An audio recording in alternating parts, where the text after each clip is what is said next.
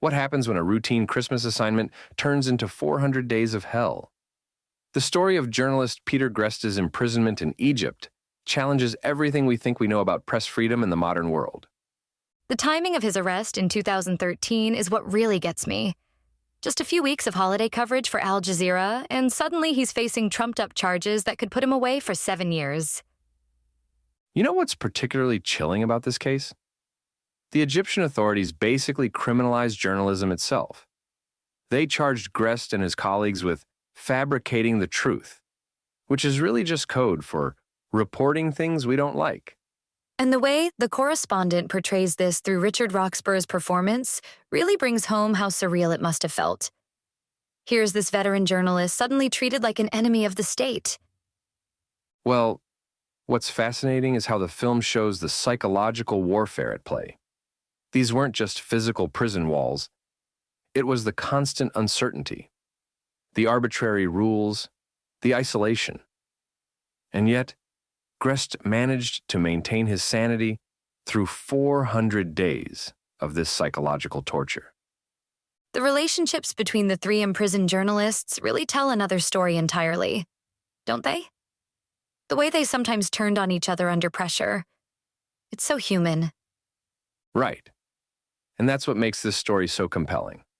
The tension between Greste and Fahmy, played by Julian Maroun, shows how even the strongest professional bonds can crack under extreme pressure. But then you have these moments of connection, like the backgammon games with Bahir Mohammed. Speaking of connections, the way they weave in Kate Payton's story is particularly haunting. That 2005 incident in Mogadishu where she was killed while working with Greste, it adds this whole other layer of trauma to his experience. You know what's really interesting about that? The film uses these memories of Payton as a way to explore the broader dangers journalists face. Like, here's Greste, imprisoned for doing his job, while carrying the weight of having lost a colleague to violence in the field. The family element really grounds the whole story, doesn't it? His brother Andrew becoming his lifeline in Egypt, his parents flying in. It shows how these political imprisonments ripple out far beyond the cell walls. And let's talk about that young activist, Ala Abdel Fattah. The way Mojan Arya portrays him, this wise beyond his years figure, offering guidance while facing his own unjust imprisonment. It's like this mirror showing different facets of resistance. What do you think it says about the state of global journalism that cases like this are still happening today? Well, that's the thing. Greste's case isn't some historical anomaly. According to the Committee to Protect Journalists, there were 363 journalists in prison worldwide as of December 2022.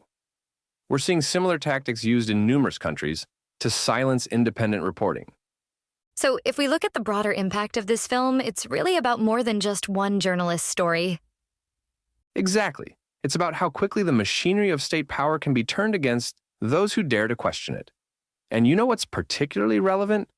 The role of international pressure in securing Greste's release shows both the power and limitations of global advocacy. The way they portray the legal proceedings really drives that home. The absurdity of the evidence, the clear political motivations. And here's something that really stuck with me. Throughout his ordeal, Greste never stopped being a journalist. He was analyzing, documenting, processing everything that was happening to him. It's like his professional identity became both his armor and his purpose. That's such a powerful observation about resilience. How sometimes holding on to who you are is the key to survival.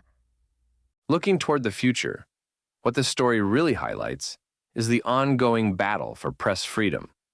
Every time a journalist is imprisoned, it's not just about that individual, it's about the public's right to know the truth. Well, that's what makes this film so timely, even years after Greste's release.